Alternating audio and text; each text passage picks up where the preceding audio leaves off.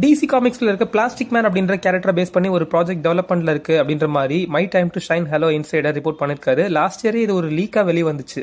So plastic man AKA Patrick O'Brien, இவன் பேசிக்கலா ஒரு கிரிமினல். ஒரு ஃப்ரீக் கெமிக்கல் ஆக்சிடென்ட்ல மாட்டிட்டதுக்கு அப்புறம் ஒரு சூப்பர் ஹியூமன் எபிலிட்டி உனக்கு கிடைக்குது. அதை யூஸ் பண்ணி பாடியை ஸ்ட்ரெச் பண்ண முடியும், ரீஷேப் பண்ண முடியும், மார்க் பண்ண முடியும். இந்த எபிலிட்டிஸை யூஸ் பண்ணி ஃபர்தரா கிரைம் கமிட் பண்ணாம மக்களுக்கு நல்லது பண்ணலான்ற மாதிரி நினைக்கிறான். இப்படிதான் எவென்ச்சுவலா ஜஸ்டிஸ் லீக்ல ஒரு மெம்பராகவும் பேட்ரிக் ஓபிரையன் ஜாயின் பண்றான். ஸோ இந்த ப்ராஜெக்ட் ஒரு பிக் ஸ்கேல் ப்ராஜெக்டா இருக்குதா, இல்ல small scale HBO Max streaming சர்வீஸ்ல ரிலீஸ் ஆக போற ப்ராஜெக்டா இருக்குமா, அப்படி இல்லாட்டினா ஒரு லோ பட்ஜெட் பிலிமா இருக்குமா, just like clay face movie அந்த மாதிரி இருக்குமான்றது தெரியல.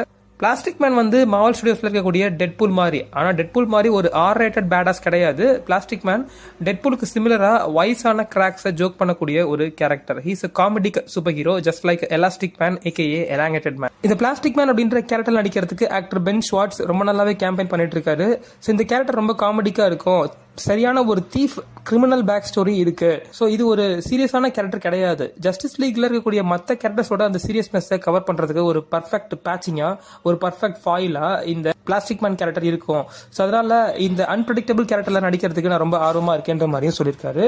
ஜேம்ஸ் கன்னோட ஹியூமர் சென்ஸ்க்கு இந்த பிளாஸ்டிக் மேன் கேரக்டர் பர்ஃபெக்டா பொருந்தும். இந்த ப்ராஜெக்டை டைரக்டர் டேரன் ஆரோனோஃப்ஸ்கி டைரக்ட் பண்றதுக்கும் பாசிபிலிட்டிஸ் இருக்கு. இவர் யாருன்னு தெரியும்னு நினைக்கிறேன். பேட்மேன் இயர் 1 அப்படின்ற அனிமேட்டட் மூவி டைரக்ட் பண்ண டைரக்டர் தான். ஸோ அது மட்டும் இல்லாம இதே பிளாஸ்டிக் மேன் கேரக்டர் பேஸ் பண்ணி 2018ல ஒரு ஃபிலிம் டெவலப்மெண்ட்ல இருந்துச்சு. ப்ரீவியஸ் டிசி எக்ஸ்ட்ரா நியூஸ்ல டெவலப்மெண்ட்ல இருந்த அந்த பிளாஸ்டிக் மேன் மூவிக்கு அமாண்டா எடோகோ தான் ஸ்கிரிப்ட் ரைட் பண்ணியிருந்தாங்க. அந்த ஸ்கிரிப்டை திரும்பவும் ரீரைட் பண்ணியிருந்தாங்க கேட் வாஸ்கோ அப்படின்ற ரைட்டரை